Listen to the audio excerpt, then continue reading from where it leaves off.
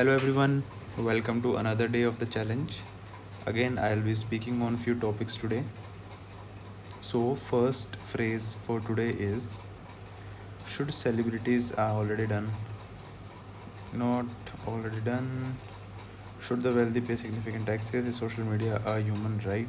Yes, a social media is a human right, but not the general rights that we have designed in our Constitution of India, like right to education, right to health, right to speech. So those are some basic rights, fundamental rights of a human. But as speaking apart from India and for the humanity, I believe social media could be a right for everyone because it brings out a new opportunity in your life so that you can make extra money or you can even entertain yourself when you are feeling low. So social media has created a lot of impact in Indian economy. For example, let's say there was recent introduction of higher taxation on caramel popcorn specifically because it had flavor which was not salt, as it had caramel into it, so it was not treated similar manner to the salted popcorn or classic popcorns, but they were charged higher GST. Because of the power of social media, this action of the government was very uh, you know not accepted by the people of India, and they showed their concern or their disagreement through social media post, and it made sure that government remove this particular implementation of GST rate on caramel popcorns. And there have been couple of more instances through which government has taken action only because of social media. So that is the power of social media, my friends. So that is important because human right, making it a human right will bring a lot of opportunities as well. People will be able to showcase their lives to other people so that other get motivated, or they can spread positivity through social media like I am doing through various means on YouTube. So yeah, I believe social media is a human right, everyone should have it, and they should use it for spreading positivity only, because that's how world will become a better place. Okay, so next phrase is should genetic engineering be allowed in humans? Genetic engineering, I believe you are trying to change genetics of the people so that they become something which they were not supposed to by the nature, by the power of God, because you have made some changes in the genetics. You have changed the personality of that person altogether. But I believe genetics play only 5% of role in a human life. All that matters is you just have to mention it to them that yes, we have changed your genetics towards a positive mindset. Now everything, wherever you go, you will find something positive into it. And only a trigger point is that you just need to start with something positive each morning and you will be positive throughout the day. That is some genetic change we have done in you. So what happens in that case is person started believing that yeah, there was a problem with him before, but now after the engineering has been done, he has become a new person now. And to do that, he has to start with something positive in the morning, and so that he will stay positive throughout the day. So that is something which can happen to anyone, they just have to believe it. So that is the power of belief, that a person can become whatever they want to, just because we have added the authenticity of engineering genetic into the person, and his mind started believing yeah, some changes have been done, and if I apply this into my life, I will definitely change. So that is something we can do.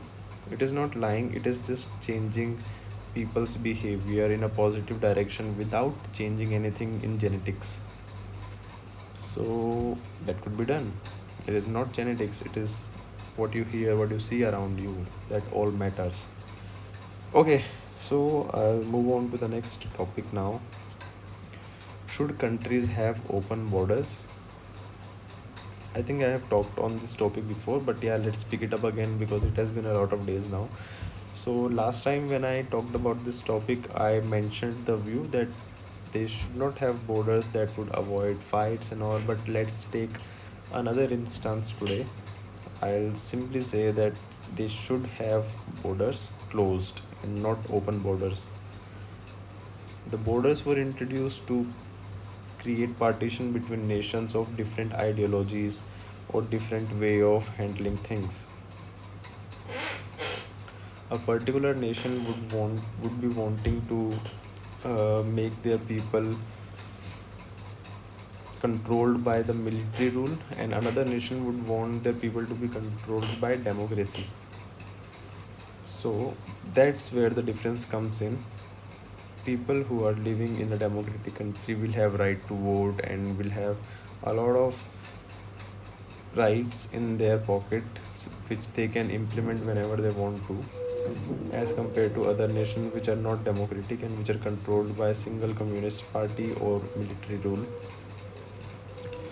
So once this border has been stretched around the boundary of the country, they know, yeah, these are my people, this is my boundary, these are my boundaries, so this is my space where I can do whatever I want and grow the nation in the way we want. So everyone comes around together and work towards the betterment of that particular nation.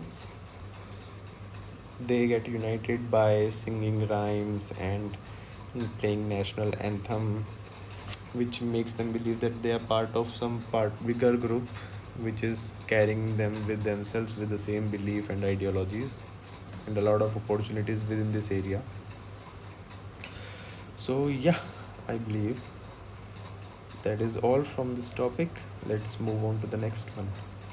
Should the wealthy pay significantly higher taxes?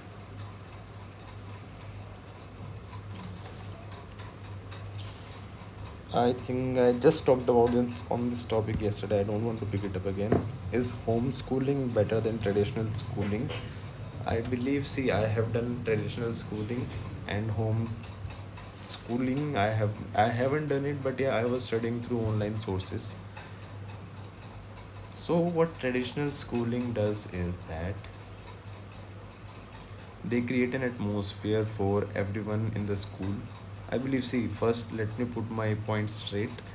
I'm in favor of both of these two.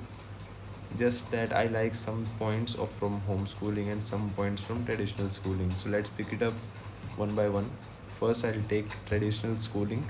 Traditional schooling these in this type of schooling, what used to happen was there is a classroom. Children from different background would come in that class and sit together, play together, eat together, and this brings a very important element into the lives of students or child, that is friendship. They know how to make friends. They play together, they get new friends each and every day. It could be from different section or different class, and there is one friend or couple of friends that are called best friends for them. They would want to spend whole day with them by sitting around them during the class or playing with them during the games period and sharing the lunch only with them. And there are a couple of more activities in traditional schooling, like there is a games period and multiple games like cricket or football are played, which generates or creates spirit of sportsmanship and team spirit. These skills are crucial for a student, and these skills are generated or created within them by example and not just by reading books. In homeschooling, what happens is the positive point in homeschooling is that you can curate the material of study that you want your children to learn. You may not be wanting them to study all the subjects in a similar way, but yeah, basics of everything is very important. But you would want them to study certain areas specifically in a more designed manner, in a more easier way. For example, if your child has keen interest in becoming astronaut, you can start the preparation from the child days itself. You can introduce him to the various tools or various terms that are used in aeroplane while you are flying it as a pilot. So you can create that foundation from the start itself. Let the child decide what they want to enter into. Every knowledge that they are getting is going to help them somewhere in the future. So yeah, homeschooling is also very good. Traditional is also very good. So if given a chance, I would definitely choose mix of both: traditional schooling during the day and homeschooling for something which I have wanted to do. But at that young age, you don't know what you want. So I don't know what I would choose, but definitely if I had to choose for my own child or the child of my dear ones, my brothers or sisters. So I'll definitely choose mix of both these two. I will not neglect them from traditional schooling because that is also very important, and then add on the flavor of homeschooling which would bring better out of them. So I think that is all for today. I have spoken a lot. It was interesting, or these topics were really very interesting, and I liked speaking on them.